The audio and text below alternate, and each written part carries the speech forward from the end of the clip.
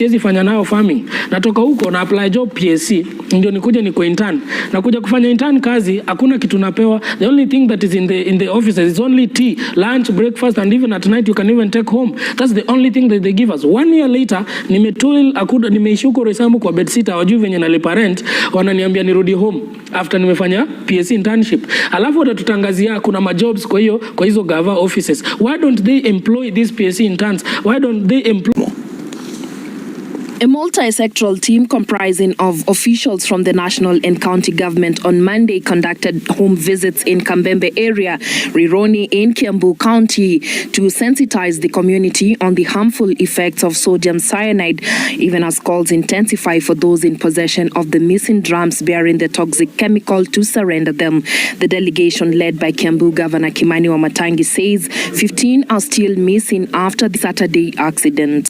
We have recovered 8 out of 24, but we are told that some were carried away.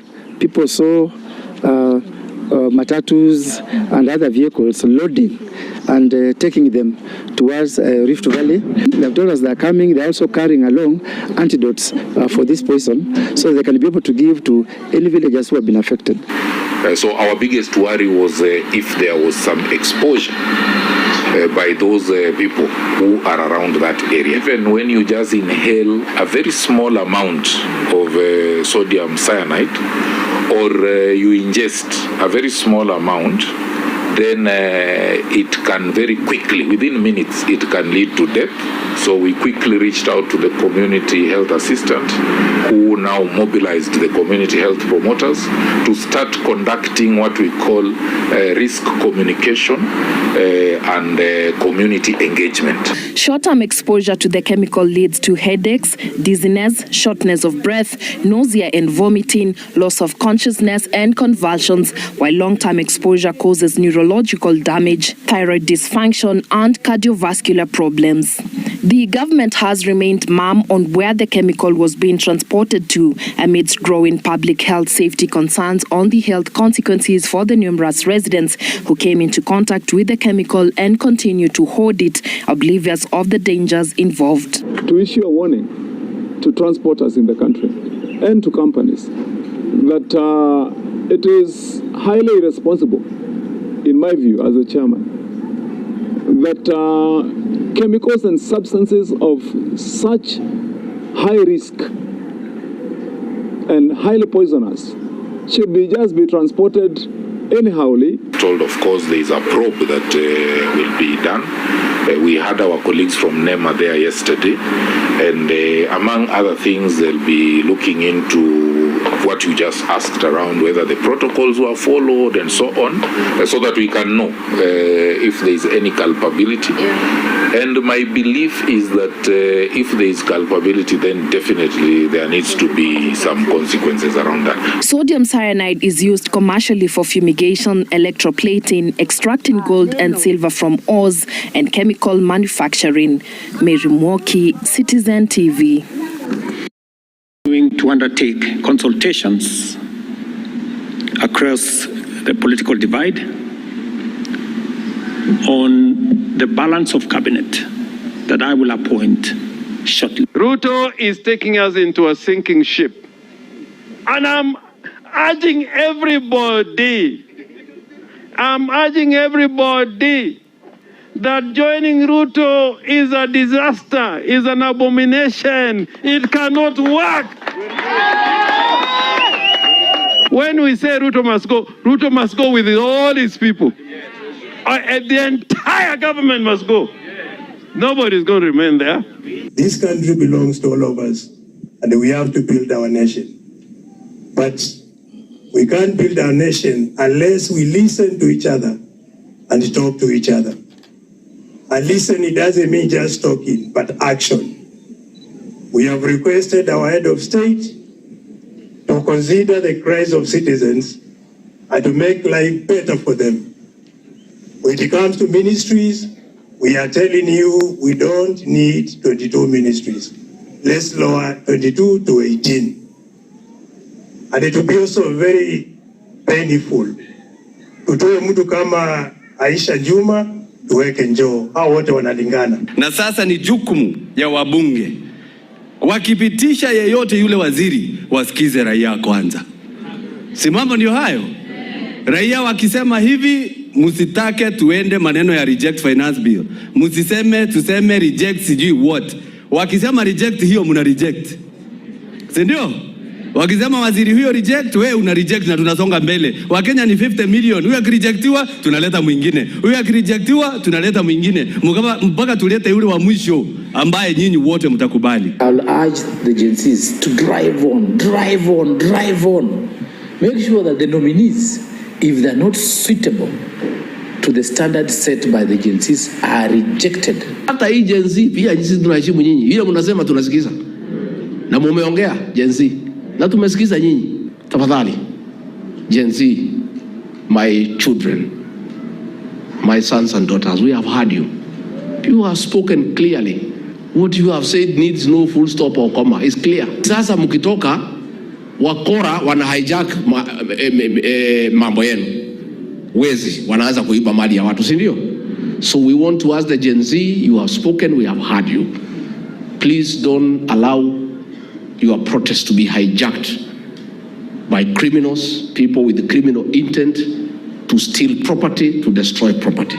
They cannot continue to be faceless. They cannot continue to be nameless. They cannot continue to be formless.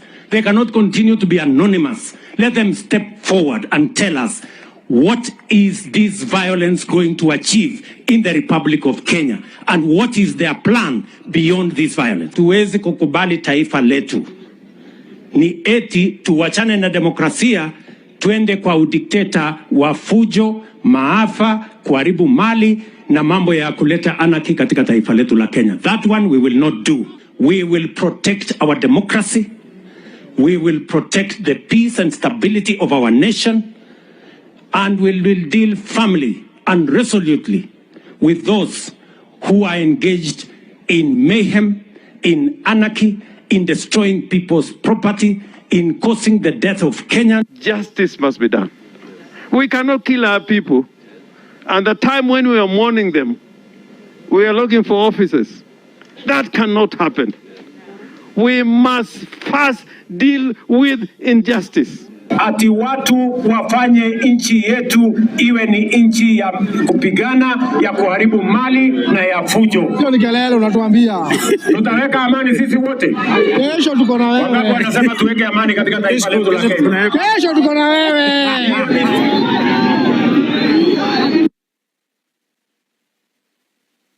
Is enough, Ruto.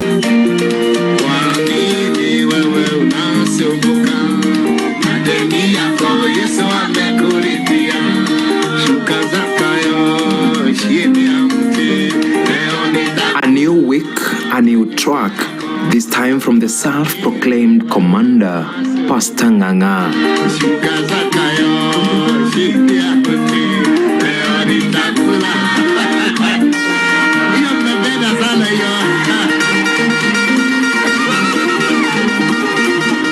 By now, you must have known who Zacchaeus or Zakayo is. If not, look no further.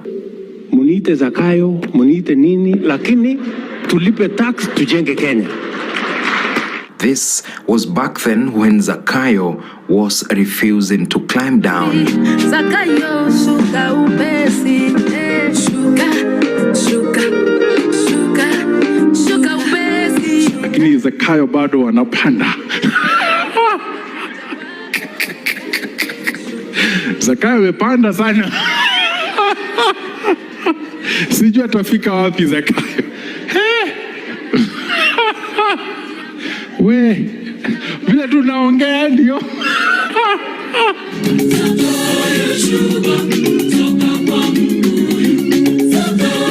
And when the Gen Z say Zakayo Shuka, this is what they want to say.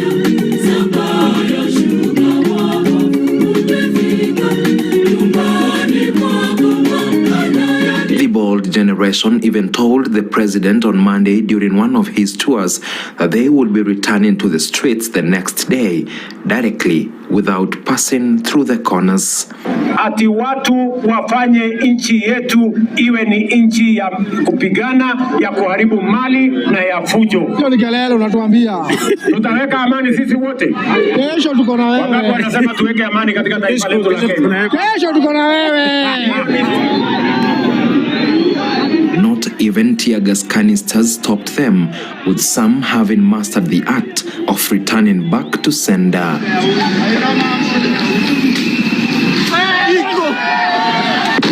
Not once and not twice did the senders find themselves on the receiving end.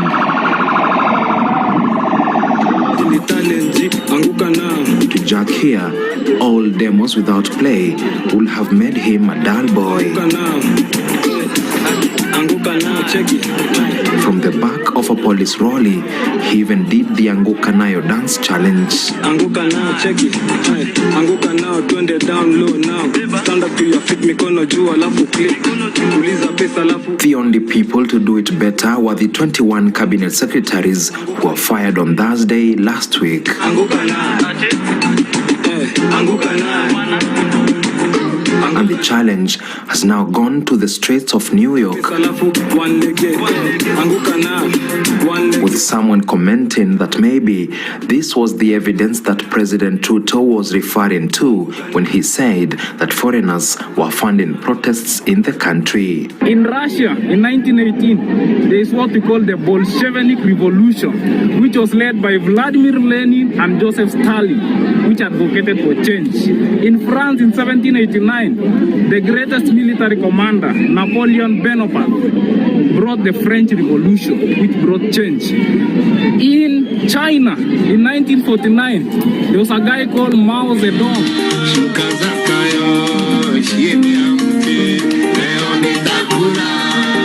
It could be a matter of when, not if, the Shuka Zakayo challenge will also go this viral internationally.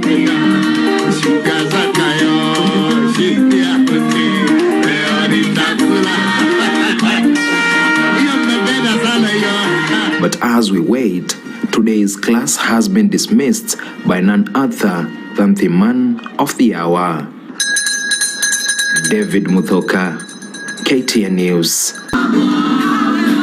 In his first appearance since naming his first 11 squad to the cabinet on Friday, President William Ruto Sunday attended a church service at Africa Gospel Church in Chebango Sotik constituency in Bomet County.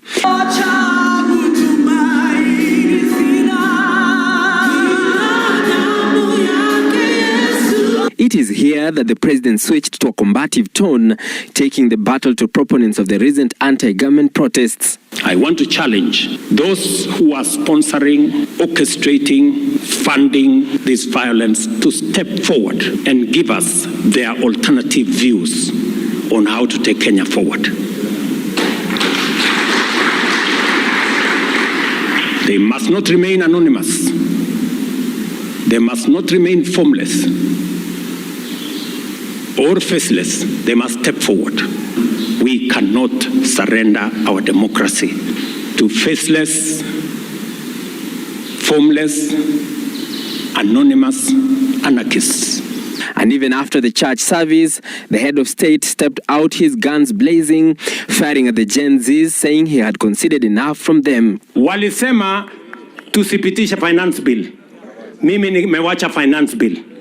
Nikawaita wakanasema hawataki kuja kuzungumza na mimi. Wakaniambia niende huko kwa X. Mimi nikaenda kwa X. Wakatoroka huko hawakukuweko. Wakaniambia tuitishe mazungumzo. Nimeitisha mazungumzo, wamekataa. Nimewaambia wanaendelea kusema wao ni faceless, wao ni formless, sijui wako nini. Mimi nimewaambia sasa, my friends, you know, I have given a chance to everybody to say whatever they want. You know, it cannot continue like this. Ruto stating that he will not bow to any further pressure. Going forward, we will protect the nation. Going forward, we will protect the nation. We will protect life. We will protect property. We will stop the looters. I want to promise you it's going to stop. Enough is enough.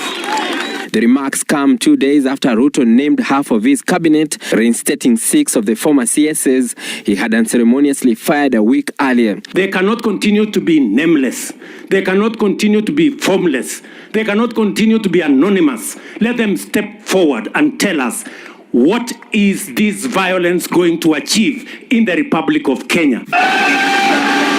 The cabinet had been dissolved against the backdrop of youth-led protests that started mid-last month, and faced with the prospects of planned protests, President Ruto has drawn the line in the sand, saying there will be no more concessions. Emmanuel Toh, Citizen TV. Our core goal is for good governance.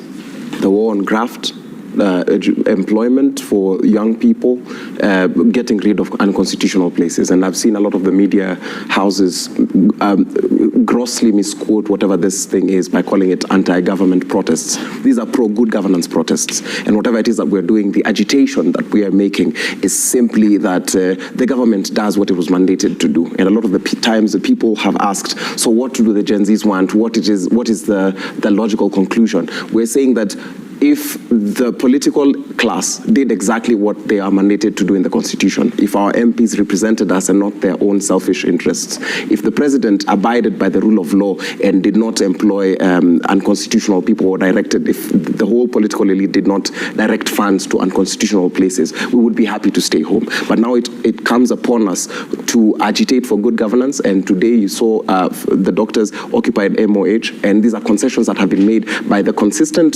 concerted efforts of the youth to ensure that we have good governance. Okay, Shakira, in your view, what is the one thing you're pushing for as Gen Z? I think he's actually taken words from my mouth. Yeah. I agree with what he said 100%. As the youth of Kenya, we want good governance. We want the Constitution of Kenya that was promulgated in 2010 to be implemented in its full entirety. We want to see leaders serving Kenyans rather than their greed, their pockets, and the people within their small circles. Do you have time frames for this? As soon as possible. We want it as soon as yesterday because it's long overdue. Yeah. Let me bring in Mwansa on this. Mwansa, what is your view? What do the young people want now? What we want, for me, we've been speaking in English. Seems they are not understanding. Allow me to speak in Kiswahili, or a simple language yenye hata mabadi watasikia pale nyumbani. And what I like to kuambia ni sisi kenye tunataka, hatutaki hata promises zenye walitupea. We don't want the promises they told us in their manifesto. We want the bare minimum. Like my friend has said, what is in the Constitution? What are our rights? Like if I can just in a minute give you a person like what a young man goes through out there. Maybe the president doesn't know because he doesn't have young people around him. If he has people around him, those are people who are wako na majob, wako tu sawa, hajui kenye tunapitia. Mimi nimemaliza shule, nimeenda mtaani, at least nipate kazi ya kufanya, hakuna majob. Nimetoka home, nimeenda ushago, nianze kulima, napewa fertilizer fake, fertilizer ambao siwezi fanya nayo farming. Natoka huko na apply job PSC, ndio nikuje niko intern. Nakuja kufanya intern kazi, hakuna kitu napewa. The only thing that is in the offices is only tea, lunch, breakfast, and even at night you can even take home. That's the only thing that they give us. 1 year later, nimeishi huko Roysambu kwa bedsitter, wajui venye nalipa rent, wananiambia nirudi home after nimefanya PSC internship. Alafu watatutangazia kuna majobs kwa hizo gava offices. Why don't they employ these PSC interns? Why don't they employ these medical interns? Why don't they give jobs to JSS au walimu wenye wanafanya hiyo kazi? Wakati unatuambia kuna kazi, president kila wakati anakuja tumetenga, tumeweka. Where are those jobs? So mimi nimemaliza shule, nimeenda ushago, nimetoka ushago, nimerudi Nairobi. Then nimefika hapa, nimenunua bodaboda, pesa nimefanya. Hii bodaboda yangu ama hii busy nimeweka, bado nataka kuninyang'anya ile kidogo niko nayo. Kanjo ako hapa, sijui county iko hapa, sijui yeye ako hapa, kila housing levy, sijui what and what. Really, I have nothing to do. What next? Next is at least to start a business. Still, he is there, he wants money, he wants taxes on it. When you have said that the finance bill wakati tulistopisha, that's what we wanted. Now it has been at least put aside. What else do we want? That is not all that we want. What he did by stopping the finance bill, he just postponed our problems. We as young people, we are still suffering. Sasa nimerudi shule after kutolewa PSC, nimemaliza, nilika home, sina job, busy yangu imeanguka, nimerudi shule tena. That's why I'm in MKU law school for a second degree. Why? Because I'm very idle at home and I want at least to find time with my lecturers to check, tupige story, maisha yaendelee, because I have nothing to do and I don't want to start looting, I don't want to start being a criminal, I don't want to start kupiga ghetto ukitoka hapo nje. Nataka at least ni learn. Bado nikienda pale, Ministry of Education imenitripolia hiyo school fees 3 times. 4 years ago ulikuwa unalipa 30,000 per semester. Sasa enda UN unalipa 150,000. You get? I mean, those are some of the things we are suffering. And what we want from them, we want them to be accountable. We want them, when they sworn in pale Kasarani, alibeba akasema he will protect. So what is he protecting? Okay. By giving us fake fertilizer, by tripling fees education, by giving us the university funding model, which doesn't help me. Ukienda alliance, wanasema eti umeenda alliance, hautapewa domob, jueni mdosi. Ulienda alliance juu ya mchango, ulichangiwa na church. So does that really help? It doesn't. The dual bill that we gave, which is really affecting us as student leaders. Nowadays, the universities, they are putting student leaders puppets. They cannot even advocate for our rights. We want it scrapped. Dual bill itolewe. Hiyo ndio iliyekuwa ndio itoe Babu Owino kwa MP. So Babu Owino alienda. Surely, why is it affecting us? So we will not sit down as Gen Zs to see that happen. Okay, let me bring in Dr.